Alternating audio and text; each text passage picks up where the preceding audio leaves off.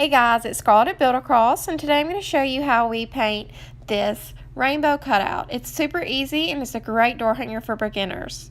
First I'm going to go in with some of my Montana markers, and I chose to use paint markers for this because you have a lot of control over them and they dry so quickly. I don't have to worry about the different colors blending together, but you can use paint for this.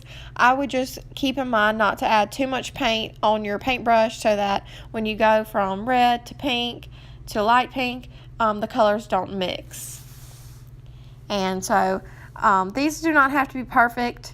You can see my lines are not super straight, and that's okay because that's what I'm going for with this. I really try to avoid anything that has to be perfect because I can't paint that way. I can't make it perfect. And at least not be happy with it because I will probably end up repainting it several times.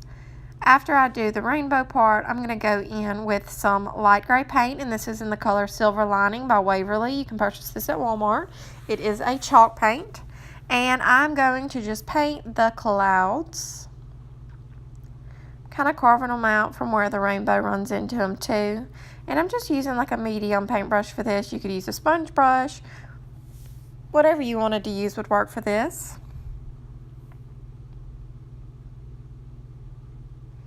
And I love chalk paint because it's matte and it covers really well.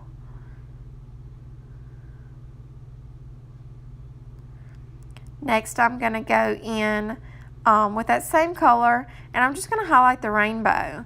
And this is a small detail brush, and I'm just kind of adding some accents sporadically on the rainbow.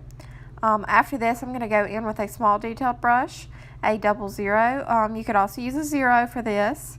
And I'm going to accent in black, and I'm using the Apple Barrel black. It's my favorite black for detailing because it's very runny, but not so runny that it's dripping all over your project while you're trying to move your paintbrush.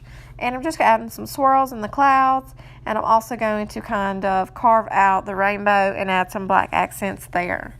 And after that, I am done. This is super cute. This would look great in a little girl's room, or for a birthday party. This would be really cute decoration. You know, the opportunities are endless, and I hope you guys enjoyed this tutorial and have a great day.